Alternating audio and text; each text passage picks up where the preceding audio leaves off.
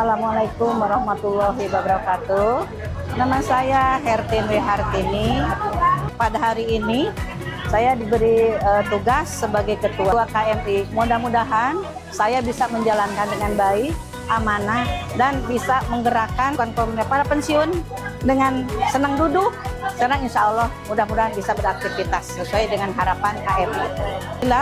Dan dengan ada KMI ini ada wadah yang tadinya memang udah ada kegiatan, udah rutin kita ada kegiatan senam setiap minggu ketiga hari Jumat. Alhamdulillah dengan ada KMI mudah-mudahan lebih teratur lagi, lebih komunitas lebih mau lebih banyak lagi pesertanya, dan alhamdulillah kita ada konsumsi ya yang menyehatkan tentunya untuk para lansia.